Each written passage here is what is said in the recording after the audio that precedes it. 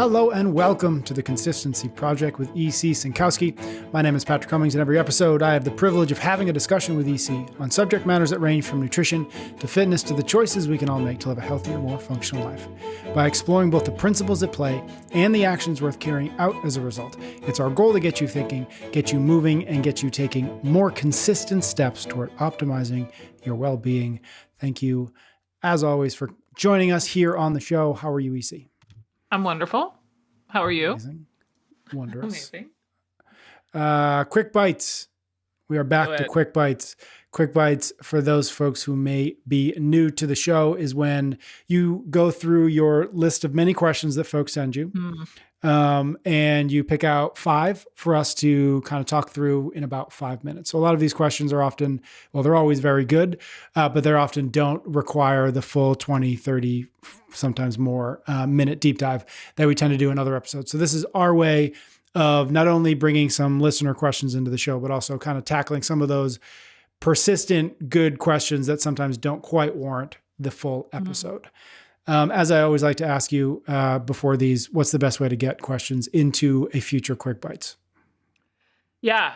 OptimizeMeNutrition.com/email. You can click reply to any email you get when you're just subscribed.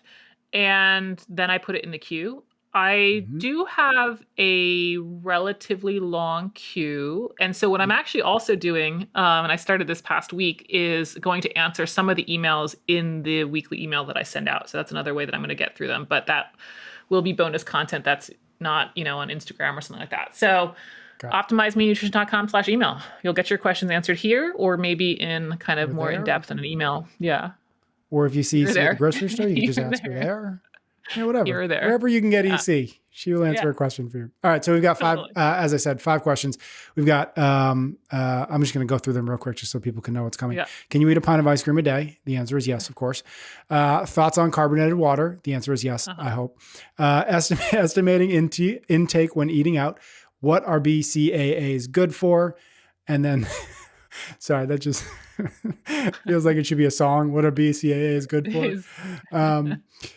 What source, and the last one's what sources of fat are best? Okay, let's get into the first one first. This is from Nicole, and she jokingly and lovingly responded to an Instagram post of yours, and she asked, is there a pint of ice cream a day diet?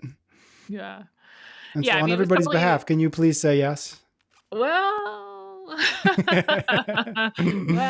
it might not be so simple. So yeah, it was totally a joke response, but I love these kind of theoretical questions of like, how much can I eat of X, and figure out the diet type of thing. So I'm going to take the nerd response to this, but basically it was an Instagram post where I was measuring like a half cup of ice cream, but then I was like trying to eat more than the half cup of ice cream because it's always hard to stick to whatever the serving size is. So anyway, this is when she said, hey, is there a pint of ice cream a day diet? And so, I was like, okay, let's go through this thought experiment. Can we do a pint of ice cream a day?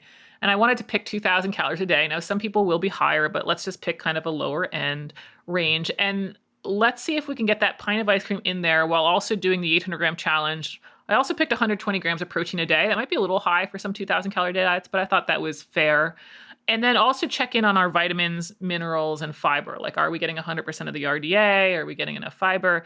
And we kind of went through this example in like the minimalist podcast we did, which is fun. This sounds like the college students version of the minimalist. Minimalist? Yeah. So that was sort of the experiment that I wanted to try. And so I picked Ben & Jerry's S'mores ice cream because I wanted something very mainstream and realistic. Like, I wasn't going to pick the low-fat vanilla. It's got to have all the stuff in it. It's got to be not a low-fat brand type of thing. Yep. So in that pint of ice cream, there are 1,250 calories. So that means I had 750 calories left to pull off most of the protein. I mean, there's some in the ice cream. 800 grams of fruits and vegetables and get all of the vitamins and mineral recommendations hit. And I did it. I was able to pull that off. Now, if you're on my email list, you'll get kind of the breakdown of what exactly was this crazy food combination to get in there, like which fruits and veggies did you pick and what protein sources, and you can see then the RDAs or whatever. But to kind of get to the main crux of this is, unfortunately, I don't think I would recommend this as a diet. And there's a couple different reasons for that. Shocker. I know. I know. I really had you on the edge of your seat, didn't I? The one reason why this one really kind of throws it into the no is actually based off of the saturated fat content in the diet. And we're going to actually talk about this in the last question as well. Now, with saturated fat, it's important that people don't just say, oh my gosh, all saturated fat is bad, but like every food or nutrient, there is a point at which too much is too much, i.e. dose, right? So as a general guideline for saturated fat, what's kind of put out there in the space is about 10% of your calories can come from saturated fat. So a 2,000 calorie a day diet, 10% of the calories for saturated fat would be 200 calories. And then there's 9 calories per gram of fat. So this would be up to 22 grams of saturated fat in a 2,000 calorie a day diet would fit this sort of general guidelines. Mm-hmm. Here's the kicker. The pint of ice cream has 35 grams of saturated fat. And I did my best with the protein sources and everything else that I picked that I didn't get much more saturated fat, but it ended up being 38 grams of saturated fat on the day, which is then 17% of calories in the diet are coming from saturated fat. And it's like, is this really too much? Is this really problematic? And it's, the truth here is a lot of people would be better off with this diet, a lot, because they're going to be eating more fruits and vegetables than they are. They're going to be eating more fiber than they are. They're going to be having their calories in line with their caloric need, which, we've got over 70% of people are overweight, which means they're not doing that. So in a lot of ways, this is going to be a better diet than what a lot of people are eating. But it's hard for me to recommend something above kind of a general guideline, especially in kind of a broad recommendation like this, because saturated fat, although not the only risk, does increase your risk for heart disease, as we discussed in that podcast. And so things like family history and genetic risk and lifestyle components like exercise all help form the context of how risky this would be for an individual. And so, yeah, that's really the drawback here. If we were looking at, okay, well, how much ice cream I can have every day, I kind of said probably about a half a pint, because that would get us about 17 grams of saturated fat. And then we have a few extra grams that will kind of work itself out in the other choices that make up the rest of the calories in the day. So maybe there's a half a pint of ice cream a day diet. I think the other kind of, yeah, it is, right? It's more than one serving. Yeah. I think the other thing to point out about this, and I love these experiments. I mean, that's why I went through all this to do it. But we always have to remember that some of these ideas sound great, but after a few days of this, the s'mores ice cream actually gets a little tiring, right? Mm-hmm. So there is always the sustainability thing to think about, but this one's a no for me.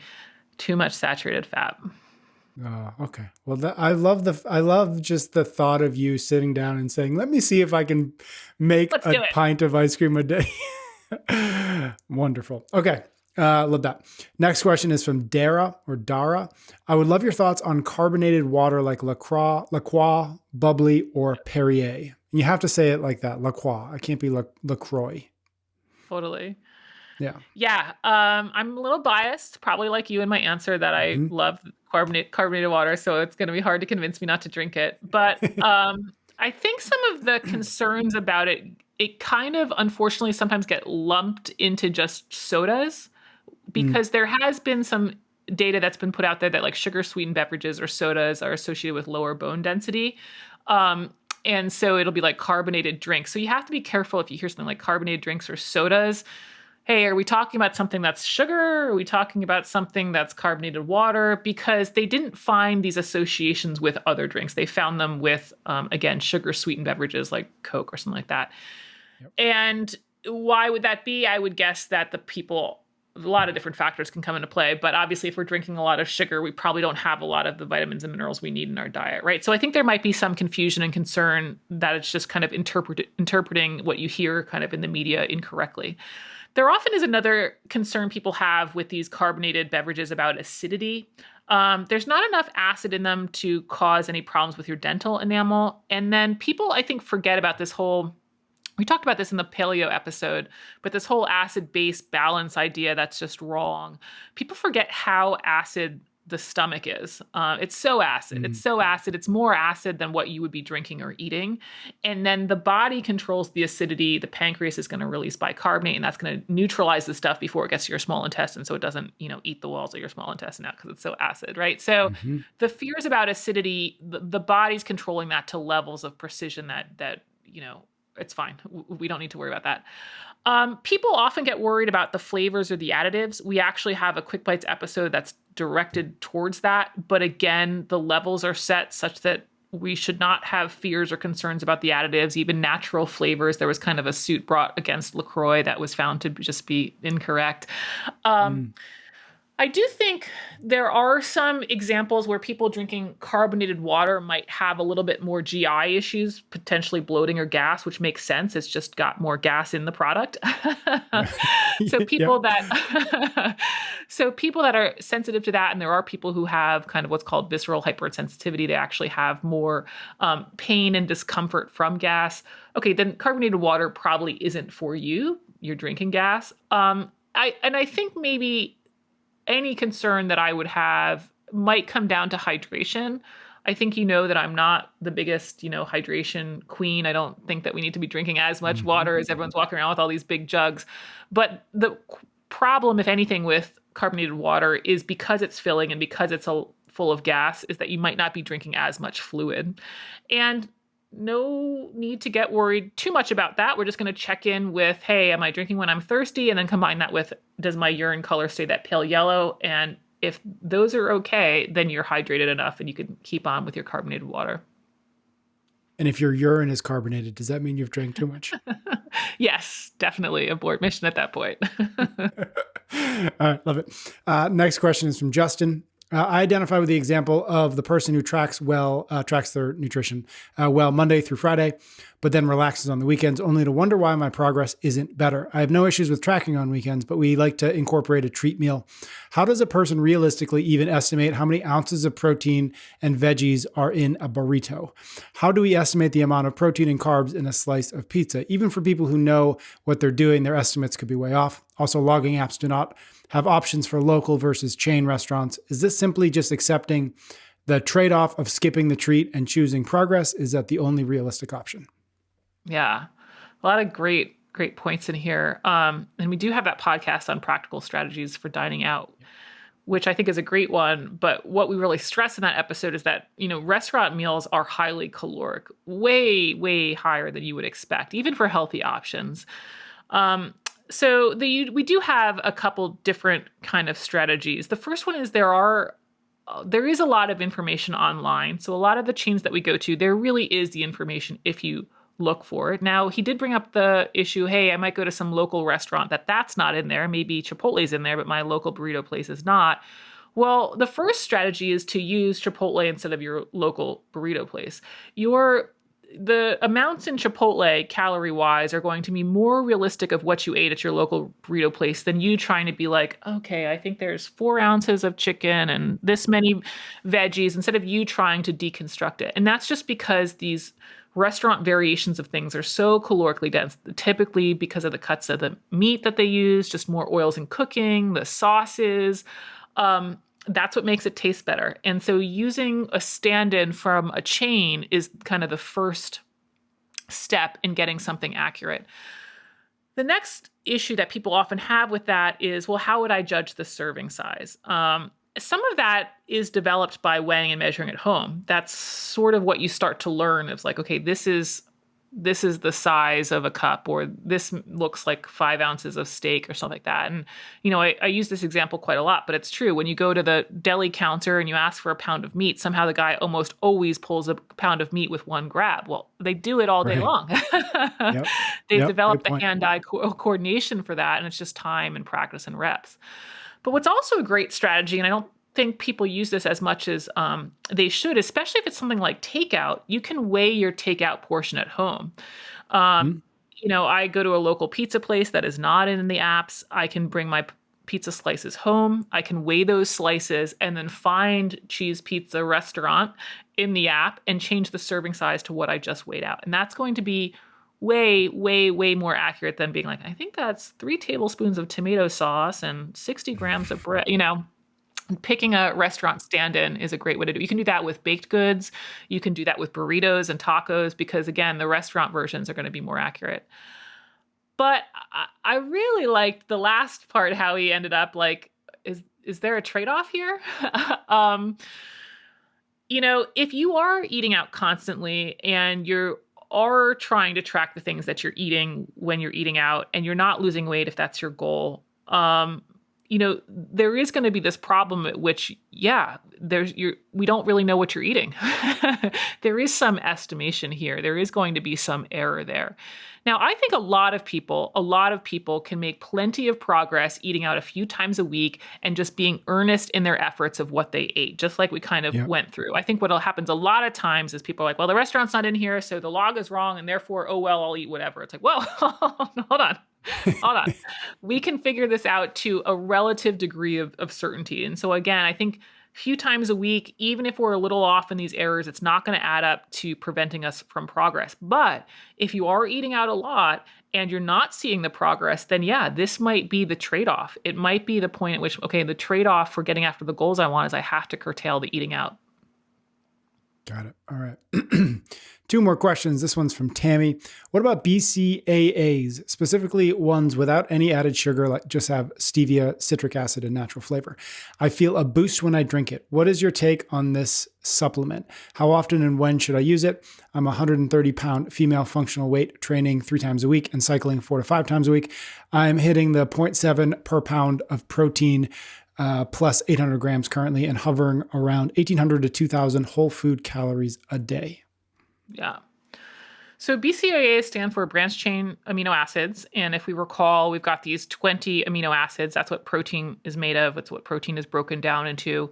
9 of these 20 amino acids are considered essential, meaning we must obtain them from the diet. And then 3 of those essential 9 are these BCAAs, this specific chemical structure of amino acids.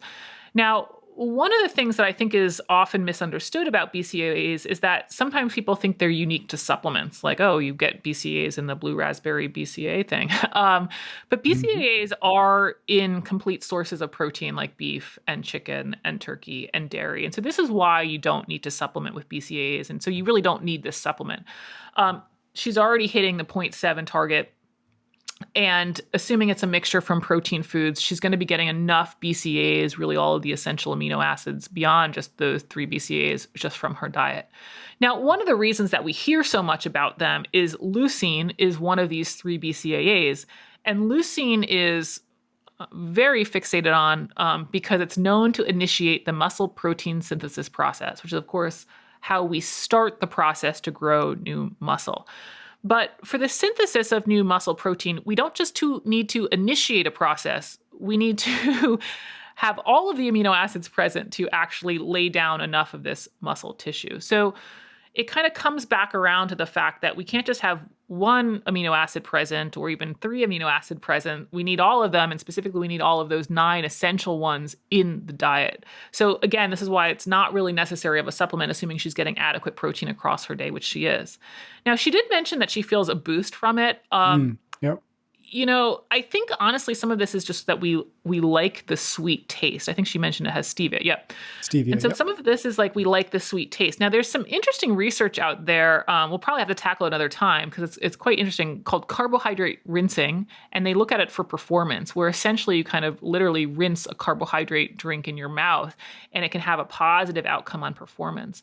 And so I think the boost here, even though it doesn't actually have carbohydrates, it's stevia, I think it's going to be just that kind of sweet response. We enjoy sweet things. So immediately in the moment, we feel good after it. But performance outcomes really linked to that? No, it doesn't show that it's doing anything above and beyond just having adequate protein in the diet, which she already has.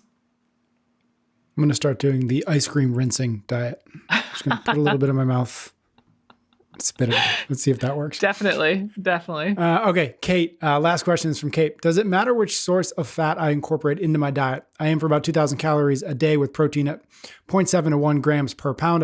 I had a nutrition coach tell me that I should be getting my fat from meat or Kerrygold butter rather than my avocado. I eat an entire avocado a day, sometimes more if I can get an excuse to eat one with dinner. Is it okay for avocado to be such a large component of my fat, or should I be doing something else? Yeah, this ultimately is going to tie into our first question, I think, pretty well. But, we hear this kind of mixed macro or balanced macro approach to nutrition quite a lot. And that generally means that we're looking at a 40-30-30 diet, or the way that the calories would break out is 40% of the calories are from carbohydrate, 30% of the calories are from fat, 30% of the calories are from protein. And so in a 2,000 calorie diet, we're saying, okay, 30% of those are from fat. So 30% of 2,000 is 600 calories. And then 9 calories per gram of fat would mean that she gets about 67 grams of fat per day in the diet. So, okay, now let's go and take a look at data for an avocado. It's one avocado is about 136 grams, which in my experience shakes out pretty close to that. And that ends up being about 230 calories and about 21 grams of fat. So it would be about a third of her fat for the day in one avocado. Fine. Mm-hmm. Even, 1.5 avocado, that could take her up to half of her fat. Still fine. I mean, heck, we could say even 2 avocado, right? And it's 2/3 of her fat. So that's kind of the first rule is does the source I'm concerned about fit in my budget? And yes, there's not too much fat in one avocado or even two avocados for her overall kind of budget.